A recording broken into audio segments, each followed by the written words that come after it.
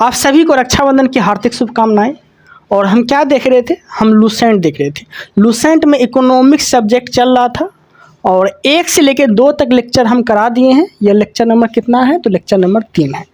आप लोग कंटिन्यूटी बना के रखिएगा ताकि आप लोग के लिए हम और भी बेहतर कर सकें और अच्छे से क्लास को आगे बढ़ा सकें। ठीक है, समझिएगा। हम बेरोज़गारी के बारे में पढ़ रहे थे, ध्यान से समझिएगा।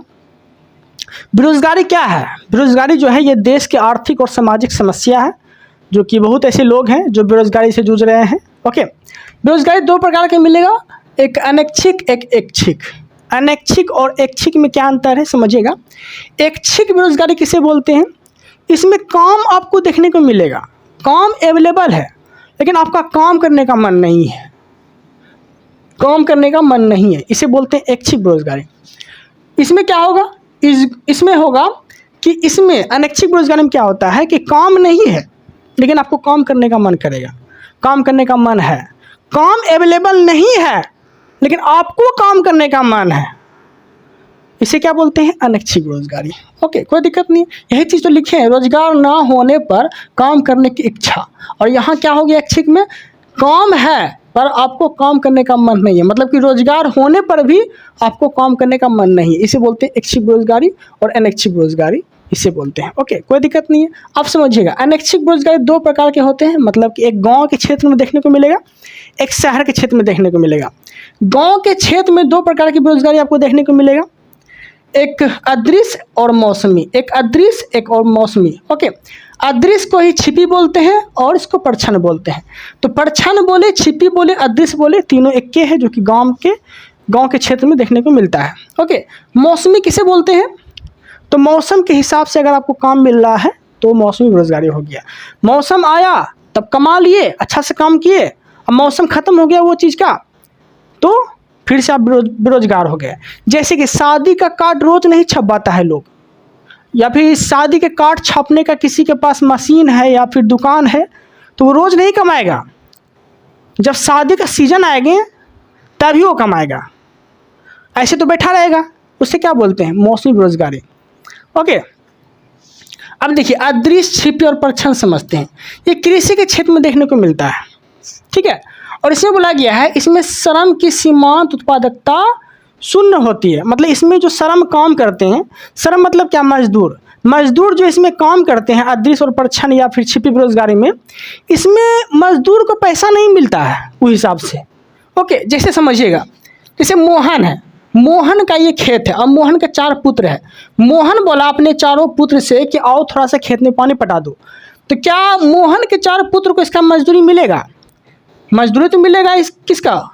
मोहन को मिलेगा, क्योंकि मालिक कौन है खेत का? मोहन है। मोहन जब कोई अनाज बेचेगा मार्केट में तो इसको मुनाफा किसको मिलेगा? प्रॉफिट किसको होगा? मोहन को होगा। लेकिन क्या चारों पुत्र को प्रॉफिट होगा? नहीं होगा चारों पुत्र को प्रॉफिट, क्योंकि ये इसका मजदूरी कहाँ समाहित हो गया? इसके पिता में समाहित हो गया। उसका जो पिता था उसका पिता ने काम करवाया, अब पिता से मजदूरी तो मांगेगा नहीं, तो उसका चारों पुत्र का तो मजदूरी छिप गया, तो इसी को बोलते हैं परछन बेरोजगारी, छिपी बेरोजगारी। कोई दिक्कत नहीं, जो कि कृषि के क्षेत्र में देखने को मिलता है और इसमें श्रम की सीमांत उत्पादकता शून्य होती है। ओके, आप समझिएगा। संरचनात्मक बेरोजगारी इसे क्या बोलते हैं? मशीन के आ जाने से जो लोग बेरोजगार हो जाते हैं, मशीन के आ जाने से कोई बेरोजगार हो जाता है तो उसे बोलते हैं संरचनात्मक बेरोजगारी, जो कि आपको ज़्यादातर भारत में देखने को मिलेगा। आप समझिएगा, 100 लोग या फिर 100 मजदूर कोई काम को 10 दिन में ख़त्म कर रहा है, लेकिन मशीन जो है कोई काम को 21 दिन में समाप्त कर रहा है, तो लोग किससे काम करवाएगा? मशीन से काम करवाएगा। लेकिन 100 लोग जो काम कर रहे थे तो मशीन के आ जाने से 100 लोग तो बेरोजगार हो गए, तो इसी को बोलते हैं संरचनात्मक बेरोजगारी, जो कि आपको भारत में देखने को मिलेगा। और भारत कैसा देश है? तो विकासशील देश है, कोई दिक्कत नहीं है। घर्षणात्मक बेरोजगारी क्या होता है समझिएगा। घर्षणात्मक बेरोजगारी हम उसे बोलते हैं कि ये आपको ज़्यादातर विकसित देशों में देखने को मिलेगा, जैसे कि यूएसए हो गया, कनाडा हो गया, ऑस्ट्रेलिया हो गया, ये सब विकसित देशों के अंतर्गत आते हैं। जैसे समझिएगा, कोई ए कंपनी है और कोई बी कंपनी है। ए कंपनी में किसी व्यक्ति को 1 लाख रुपये सैलरी मिल रहा है और बी कंपनी से ऑफर आया ये व्यक्ति के लिए कि आप मेरा कंपनी ज्वाइन कर लो, हम आपको 2 लाख रुपया देंगे महीना में सैलरी। तो क्या करेगा, ये जाएगा दूसरा कंपनी ज्वाइन करने के लिए। तो यही जो दूसरा कंपनी ज्वाइन करने के लिए जाएगा तो डायरेक्ट तो इसको ज्वाइनिंग नहीं मिल जाएगा, बी कंपनी वाले डायरेक्ट इसको ज्वाइनिंग नहीं दे देंगे और ये भी डायरेक्ट ज्वाइनिंग नहीं कर लेगा। तो लगभग 10 दिन का टाइम लगे या 20 दिन का टाइम लगे अपने कागज पत्तर सुलझाने में। तो ये 20 दिन या 10 दिन जो है बैठ के खाएगा, उसी समय अंतराल को कहते हैं घर्षणात्मक बेरोजगारी, जो कि आपको विकसित देशों में देखने को मिलेगा। कोई दिक्कत नहीं है, समझ में आ गया होगा। नोट में देखिए क्या लिखा गया है। बेरोजगारी की माप कौन करते हैं, कौन सी समिति, तो भागवती समिति करते हैं बेरोजगारी की माप। और भागवती समिति कब आए थे, तो 1973 में आए थे भागवती समिति।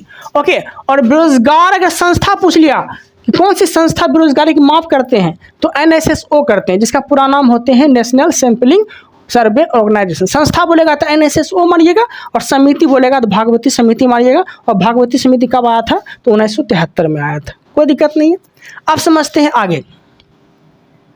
फिलिप वर्क के अनुसार, फिलिप वर्क एक व्यक्ति थे, ये बोले थे कि बेरोजगारी अगर बढ़ेगा, मतलब बेरोजगारी अगर ज़्यादा है तो महंगाई कम होगा। महंगाई मतलब क्या, मुद्रास्फीति क्या होगा, कम होगा। बेरोजगारी बढ़ेगा तो मुद्रास्फीति कम होगा, और रोजगार जिसके पास ज़्यादा होगा मुद्रास्फीति क्या होगा, बढ़ेगा। समझिए, फिर से समझिए इसको। बेरोजगार अगर ज़्यादा है तो महंगाई घटेगा।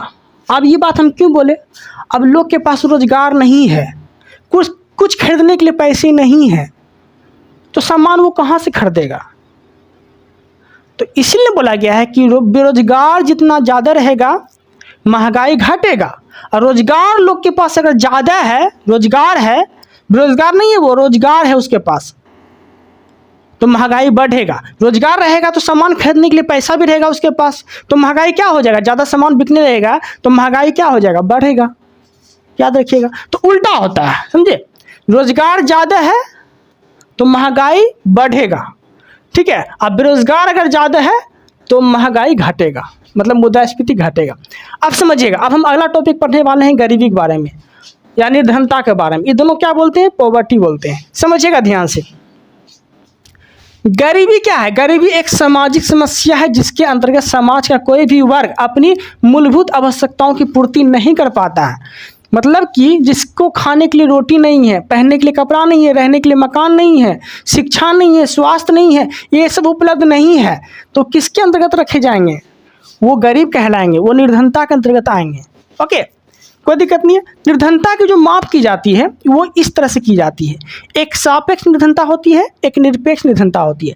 सापेक्ष निर्धनता को क्या बोलते हैं, तो यह जो है इसका अध्ययन किया जाता है तुलनात्मक आधार पे, ठीक है। सापेक्ष निर्धनता किसे बोलेंगे, यह एक तुलनात्मक अध्ययन है। सापेक्ष निर्धनता मतलब सापेक्ष निर्धनता में क्या होता है, तुलना किया जाता है, तुलना किया जाता है। मतलब समझिए, दो व्यक्ति है, एक व्यक्ति 100 रुपये कमा रहा है, एक व्यक्ति 50 रुपये कमा रहा है, तो गरीब कौन हुआ, 50 रुपये जो कमा रहा है वो गरीब हुआ। तो ये तुलना किया गया ना कि भाई तुम 100 रुपये कमा रहे हो, तुम हमसे ज़्यादा अमीर हो।